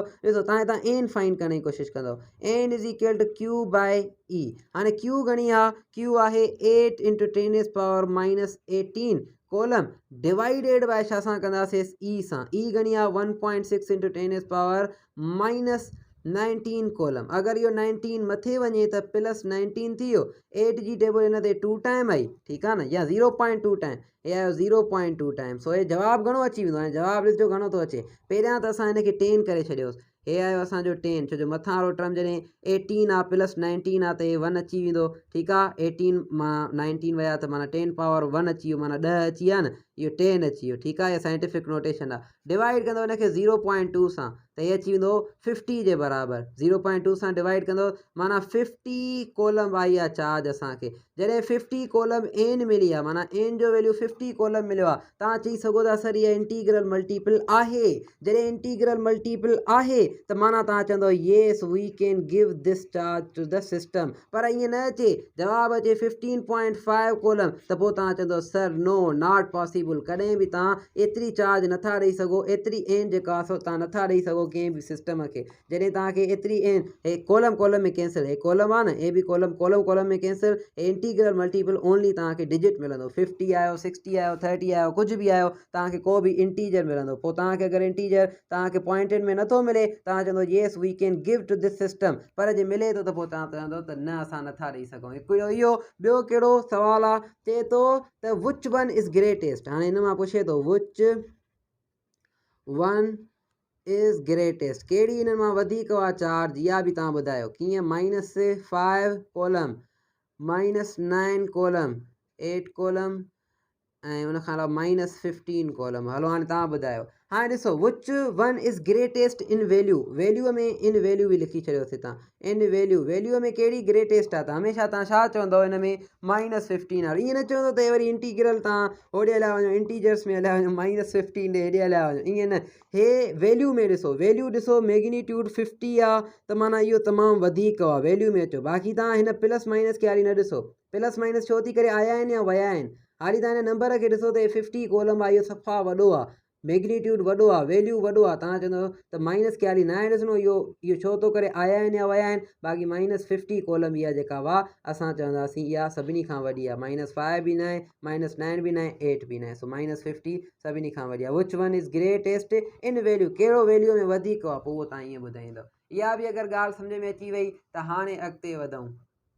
हलो हाणे अॻिते ॾिसो, हाणे आहे असांजो लास्ट हिकिड़ो आख़िरी टॉपिक। आख़िरी टॉपिक मां कीअं सम्झायां तव्हांखे?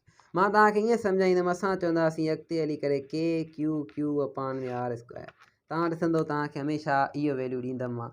हे जेको आहे कॉलम लॉ आहे, हे तमामु बहितरीनु, तव्हां अॻिते हली करे सही तरीक़े सां पढ़ंदव। ॿियो असां चवंदा आहियूं G/m/r², हे आहे असांजो न्यूटन जो लॉ, इहो बि तव्हां पहिरियां पढ़ी आया आहियो। पढ़ी आया आहियो न। हाणे ॾिसो मां तव्हांखे चवां हिते क्यू जी जॻह ते असां एम रखी आहे, तव्हां चवंदव सही आहे सर, छो जो हर शइ त सेम आहे। ॾिसो क्यू जी जॻह ते एम रखी आहे, माना असां हिते छा करे आया आहियूं, असां हिते हिकु सिस्टम ठाहियो आहे। उहो कीअं, क्यू जी जॻह ते एम रखी आहे, हुते हिते बि क्यू जी जॻह ते एम तव्हां ॾिसो था। बाक़ी हे त कांस्टेंट इन आर स्क्वायर बि सही आहे, आर स्क्वायर बि हिननि कांस्टेंट खे तव्हां छॾे ॾियो। असां इन जे करे चवंदा आहियूं जेका चार्ज आहे उहा एनालॉग आहे मास जी, या असां चवंदा आहियूं mass is analogue of charge. Mass is analogue of charge. हाणे वर्ड एनालॉग जी माना छा हूंदी आहे, माना उन जी रिप्लेसमेंट में कमु अची सघे थो। सम्झी वियो ॻाल्हि खे। माना अगरि इलेक्ट्रोस्टेटिक में असां चार्ज था आणूं त अगरि असां मैकेनिक्स में ईंदासीं त उते असां मास हणंदासीं। जीअं मैग्नेटिक जेका असां चार्ज जी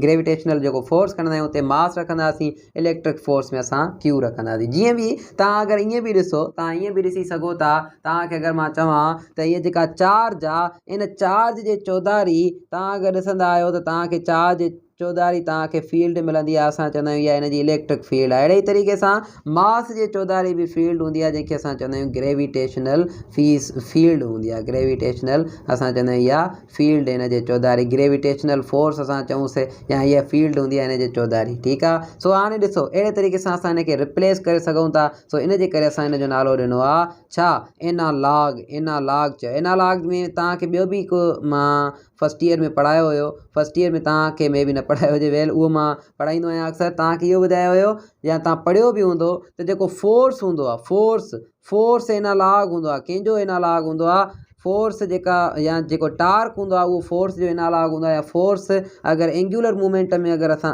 एंगुलर बॉडीज़ में असां चऊं त फोर्स जो जेको एनालॉग हूंदो आहे उहो टार्क हूंदो आहे। फोर्स जो जेको एनालॉग हूंदो आहे, फोर्स जो एनालॉग जेको हूंदो आहे उहो टार्क हूंदो आहे। एनालॉग माना उन जी रिप्लेसमेंट में अगरि तव्हां एंगुलर क्वांटिटी में टार्क यूज़ था कयो त लीनियर क्वांटिटी में फोर्स यूज़ कंदो। असां चवंदा आहियूं फोर्स एनालॉग आहे कंहिंजो, टार्क जो एनालॉग आहे। इहा तव्हांखे ॻाल्हि सम्झ में अची। हाणे हिते 2 पॉइंटियूं 3 पॉइंट, अञा बि 5-6 पॉइंटियूं। पहिरीं ॻाल्हि कहिड़ी, पढ़ाइण जो मक़सदु छा हुयो इहो, पहिरियां त इहो त असां हिनखे एनालॉग चवंदा आहियूं। इहो क्वेश्चन किथे बि अचे त तव्हां इज़ीली करे सघो था त चार्ज खे असां एनालॉग था चऊं। पर हाणे हिन में फ़र्क़ु हूंदो आहे। जेका चार्ज हूंदी आहे उहा तव्हांखे कॾहिं बि इंडिपेंडेंट नथी मिली सघे विदाउट मास जे। ॻाल्हि सम्झ आई में, माना असां ईअं चवंदा जेका चार्ज आहे उहा कॾहिं बि इंडिपेंडेंट न, या तव्हां चवंदव विदाउट मास जे चार्ज नथी मिली सघे। चार्ज कैन नॉट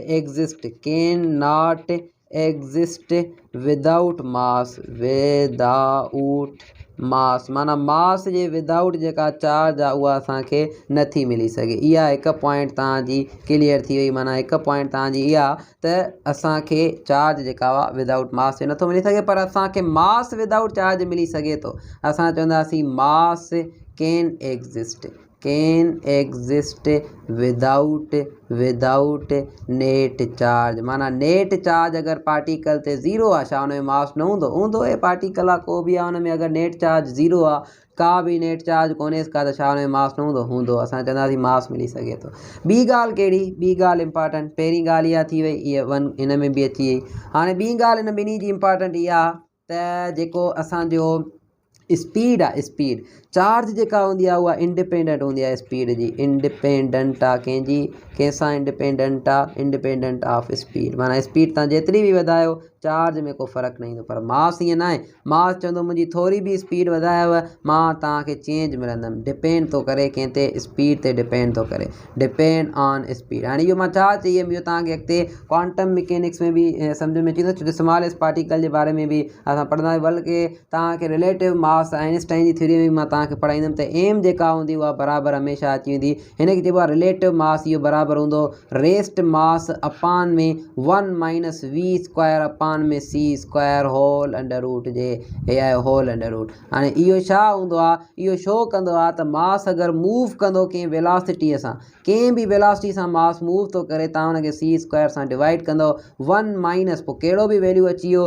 पोइ या हे मास वञी इंक्रीज़ कंदो या इहो डिक्रीज़ थो करे। पर अगरि तव्हांखे चार्ज वारी का बि क्वांटिटी आहे, उन में को बॉडी जेका मूव थी करे, माना एतिरी स्पीड सां मूव थी करे जो इहा रिज़ेंबल थी करे स्पीड ऑफ लाइट सां, त तव्हांखे हे जेको वैल्यू हूंदो उहो नंढड़ो मिलंदो। इहो तव्हांखे हाणे मां कीअं सम्झायां, इहो तव्हांखे अॻिते वरी इन जी डिटेल आहे, ठीकु आहे, डिटेल आहे रिलेटिव मास जी। हाली फ़िलहालु तव्हांखे मां इहो ईअं थो सम्झायां, हाली इनखे घणो असां शिकियूंसि नथा। जस्ट इहो सम्झो त रिलेटिव मास जेको हूंदो आहे उहो डिपेंड कंदो आहे स्पीड ते। माना जीअं तव्हां स्पीड वधाईंदो, इहा जेका v आहे इहा घटि वधि थींदी। ॾिसो असां फस्ट ईयर में इनखे एॾो वधायो न आहे, माना फस्ट ईयर में तव्हां ॾिसंदो इहा हमेशह असांखे मिले थी 2 मीटर पर सेकेंड, 20 मीटर पर सेकेंड, 200 एसि ताईं मिली सघे थी। पर हिते तव्हांखे इहा वधीक मिलंदी आहे। पोइ जॾहिं वधीक इन जो वैल्यू मिलंदो आहे त इन सां असां हिनखे डिवाइड कंदा आहियूं त हे जेको वैल्यू हूंदो आहे थोरो स्मॉल थी वेंदो आहे। पोइ असां 1 सां हिनखे माइनस कंदा आहियूं त ओवरऑल जॾहिं असां अंडर रूट छॾाईंदा आहियूं त एम नॉट हूंदो आहे, हेठां वरी डिनोमिनेटर थी वेंदो आहे स्मॉल। ऐं पढ़ायोमांव हीट इंजन में अगरि डिनोमिनेटर स्मॉल थी वेंदो ऑटोमेटिकली न्यूमिनेटर या हे जेको एम रिलेटिव हूंदो इहो मथे थी वेंदो। जीअं एफिशिएंसी हुन ॿुधायां पियो न, डिनोमिनेटर स्मॉल कंदो त हो वैल्यू वधंदो वेंदो। जीअं मां तव्हांखे चवां त अगरि असांखे हिते 8 आहे, 8 खे डिवाइड कयो 2 सां, डिनोमिनेटर नंढड़ो आहे 2 आहे त हिन जो जवाबु ईंदो 4। पर 8 खे जॾहिं तव्हां डिनोमिनेटर वॾे सां जवाबु डिवाइड कंदो त तव्हांखे जवाबु छा मिलंदो, तव्हांखे 2 मिलंदो। माना हे नंढड़ो वैल्यू थो अचे न। सो डिनोमिनेटर जेतिरो नंढड़ो कंदो ओतिरो तव्हांखे हे वारो वैल्यू वॾो मिलंदो, माना ओतिरो रिलेटिव मास तव्हांखे वॾो मिलंदो। सो इहो पहिरियां बि थोरो घणो ॿुधायोमांव वेल। हिते ॾिसो तव्हांखे अगरि डिनोमिनेटर जो वैल्यू नंढड़ो थो थींदो वञे त रिलेटिव मास तव्हांजो इंक्रीज़ कंदो वेंदो। हिकु ॻाल्हि इहा। ॿी ॻाल्हि हिन में अगरि असां इन ॿिन्ही में डिफरेंस जे लाइ ॾिसूं त हे जो जेको यूनिट हूंदो आहे उहो असां चवंदा आहियूं चार्ज जो यूनिट कोलम्ब आहे, कोलम्ब। ऐं हुन में जेको यूनिट हूंदो आहे उहो असां चवंदा आहियूं किलोग्राम हूंदो आहे। हे आहे असांजो किलोग्राम। ऐं उन खां अलावा ॿी अगरि असां ॻाल्हि कयूं त हे जेको फोर्स हूंदो आहे इहो हूंदो आहे इलेक्ट्रोस्टैटिक फोर्स, ठीकु आहे, FE। ऐं हिन में जेको फोर्स प्रोड्यूस थींदो आहे उहो हूंदो आहे FG, ग्रेविटेशनल फोर्स। ऐं ॿी ॻाल्हि कहिड़ी अगरि असां इन जी अञा ॿी ॻाल्हि कयूं त वेल हाली त ज़हन में इहे ई पॉइंटियूं थियूं अचनि। वेल हा इहे ई आहिनि, बसि वधीक अथसि बि कोन। 4 पॉइंटियूं तव्हां हिन जूं इहे यादि रखी छॾियो, इहे तव्हांखे अॻिते कमु अची सघनि थियूं तमामु घणियूं, ठीकु आहे। हे 4 पॉइंटियूं तव्हांखे यादि हुजनि। मास ऐं चार्ज जे विच में जेको डिफरेंस आहे, इन जे विच में हिकु ॿ ॿिया बि डिफरेंसिस हूंदा आहिनि। हाली फ़िलहालु तव्हां इहे यादि रखो। मां ट्राए कयो आहे त तव्हांखे सॼा डिफरेंसिस ॿुधायां, ठीकु आहे। वेल उहो बि हिकु ॿ ज़हन में अची वियो त ॿुधाईंदोमांव, न त हिन जी अॻिते हली करे डिस्कशन वरी बि कराईंदुमि, ठीकु आहे। अलाए केतिरा भेरा हिननि खे मां अॻिते खणी ईंदुमि। ॿी ॻाल्हि हिकु कहिड़ी, ॿी ॻाल्हि हिन में हा हिकु मेन पॉइंट कहिड़ी, उहा इहा त मां तव्हांखे अगरि तव्हां खां क्वेश्चन पुछां, क्वेश्चन कहिड़ो पुछां, क्वेश्चन पुछांव हे मूं वटि इलेक्ट्रॉन आहे ऐं मथां असांजो सॉरी इहो जेको आहे प्रोटॉन आहे, मथां असांजो इलेक्ट्रॉन हिन जे रिवॉल्व थो करे। क्वेश्चन इहो थो पुछां त इहो इलेक्ट्रॉन जेको रिवॉल्व थो करे, मां तव्हांखे ॿुधायमि त इलेक्ट्रॉन जॾहिं रिवॉल्व कंदो, इलेक्ट्रॉन जॾहिं मूव कंदो, चार्ज जॾहिं मूव कंदी, असां चवंदासीं इन में FM बि आहे, मैग्नेटिक फोर्स बि आहे। ऐं इन में जेको आहे FE बि आहे, इलेक्ट्रिक फोर्स बि आहे। FM ॾिसंदासीं त उहो बराबरि हूंदो आहे QVB जे, ऐं FE ॾिसंदासीं उहो बराबरि हूंदो आहे छाजे, FE जा घणाई इक्वल अथसि KQ/R² जे। हाणे तव्हां खां क्वेश्चन थो पुछां, क्वेश्चन इहो त हिननि ॿिन्ही जे विच में हिकु सेंट्रीपिटल फोर्स हूंदो आहे, सेंट्रीपिटल फोर्स आहे। जॾहिं प्रोटॉन आहे अंदरि ऐं इलेक्ट्रॉन मथां रिवॉल्व थो करे, इन में ज़ाहिरी ॻाल्हि आहे अहिड़ो फोर्स आहे जेको हिक ॿिए खे अट्रैक्ट करे वेठा आहिनि न, त इहो जेको अट्रैक्शन वारो फोर्स आहे इहो सेंट्रीपिटल फोर्स आहे। सो इलेक्ट्रॉन जॾहिं रिवॉल्व कंदो आहे प्रोटॉन जे चौधारी, त इहो जेको सेंट्रीपिटल फोर्स हूंदो आहे इहो कंहिंखां प्रोड्यूस थींदो आहे, मैग्नेटिक फोर्स खां या इलेक्ट्रिक फोर्स खां। इहो सुवालु आयो अथव। चए थो त अगरि कोई इलेक्ट्रॉन आहे इहो मूव थो करे इलेक्ट्रॉन बि मूव थो करे, ठीकु आहे। इहो इलेक्ट्रॉन जीअं इहो मूव थो करे त हिन में सेंट्रीपिटल फोर्स हूंदो। इहो सेंट्रीपिटल जेको फोर्स आहे इहो कंहिंखां प्रोड्यूस थो करे, इहो कंहिंखां प्रोड्यूस थींदो आहे, इहो जेको सेंट्रीपिटल फोर्स आहे इहो मैग्नेटिक फोर्स खां प्रोड्यूस थींदो आहे या इलेक्ट्रिक फोर्स खां। इहो तव्हां खां सुवालु आहे, इहो तव्हां ॿुधायो। हलो वेल सोचो। हलो हाणे मां थो ॿुधायांव। अच्छा हाणे ॿुधो, इन में जेको हीउ FC आहे न इहो प्रोड्यूस थींदो आहे FE खां, FM खां न थींदो आहे, ऐं छो न थींदो आहे, छो जो FM जो वैल्यू तमामु स्मॉल थी वेंदो आहे। छो स्मॉल थी वेंदो आहे, ॾिसो कीअं स्मॉल थी वेंदो आहे। तव्हां हिते Q जो वैल्यू कढो त Q ते जेका चार्ज हूंदी आहे उहा घणी हूंदी आहे, 1.6 × 10⁻⁻19। जॾहिं तव्हां हिन सां मल्टीप्लाई कंदो FM जो वैल्यू सफ़ा डिक्रीज़ करे वेंदो, हे डिक्रीज़ करे वेंदो, वैल्यू डिक्रीज़ करियो त पोइ असां चवंदासीं FM जॾहिं घटिजी वियो त ज़ाहिरी ॻाल्हि आहे असांखे अगरि इहो वधाइणो आहे, FM वधी वेंदो, पोइ उहो सेंट्रीपिटल एफ एम बि कराए सघे थो, पर इहो सफ़ा वैल्यू घटि आहे, पोइ असां चवंदासीं एफ ई थो कराए, छो जो एफ ई क्यू बि आहे, वरी बी क्यू आहे, हेठां वरी आर स्क्वायर बि अथसि, आर स्क्वायर हिन जो डिस्टेंस सफ़ा नंढो आहे, सो डिनोमिनेटर जेतिरो नंढो ओतिरो एफ ई वॾो थी वेंदो, एफ ई वॾो थी वियो, असां चवंदासीं हे जेको एफ सी आहे सेंट्रीपिटल फोर्स आहे हिन इलेक्ट्रॉन, माना इलेक्ट्रॉन जेको रिवॉल्व थो करे, हिन में एफ सी आहे, इहा रिवॉल्व तॾहिं थो करे जॾहिं त सेंट्रीपिटल हिन में फोर्स आहे, उहो सेंट्रीपिटल फोर्स ज़ाहिरी ॻाल्हि आहे को फोर्स थो कराए, उहो फोर्स जेको हूंदो आहे उहो इलेक्ट्रोस्टैटिक फोर्स हूंदो आहे जेको हिन ॿिन्ही जे विच में हूंदो आहे। पोइ ॿार क्वेश्चन पुछंदा आहिनि सर पोइ भला बॉडी जेका इलेक्ट्रॉन जेको आहे मूव थो करे हिन में मैग्नेटिक फोर्स बि त हूंदो न, उहो छो प्रोड्यूस नथो कराए, पोइ मां हिननि खे जवाबु इहो ॾींदो आहियां त एफ एम जेको हूंदो आहे मैग्नेटिक फोर्स हूंदो आहे उहो क्यू वी बी जे बराबरि आहे, इन में क्यू सफ़ा स्मॉल हुजण जे करे एफ एम जो जेको वैल्यू हूंदो आहे उहो डिक्रीज़ करे वेंदो आहे, जॾहिं इहो डिक्रीज़ थो करे वञे पोइ असां चवंदासीं त इलेक्ट्रॉन जी जेका एफ सी आहे उहा बराबरि न हूंदी आहे एफ एम जे, माना एफ एम प्रोड्यूस न कराईंदो आहे, बाक़ी एफ सी जेका हूंदी आहे उहा प्रोड्यूस कराईंदो आहे एफ ई। ठीकु आहे बाबा, हिते तव्हांजी लेक्चर जी एंड था कयूं। मां अल्हम्दुलिल्लाह फुल ट्राई कई पंहिंजी त तव्हांखे हर उहा नॉलेज ॾियां, हर नंढे खां नंढी नॉलेज बि तव्हांखे ॾियां त जीअं तव्हां गिरो कयो। सो दुआनि में यादि रखंदा कयो, इंशाअल्लाह अल्लाह पाक बहितर कंदो त ईअं ई तव्हांजे डेली बेसिस ते ईंदा वेंदा, नोट्स ठाहींदा अचो, कुझु बि सुवाल हुजे, का बि डिफ़िकल्टी हुजे, मां तव्हांजे लाइ हमेशह हाज़िर आहियां, तव्हां बसि जस्ट मूंखे मैसेज कयो, तव्हांखे इंशाअल्लाह डिटेल्ड आंसर ॾींदासीं। ठीकु आहे, ख़ुदा हाफ़िज़।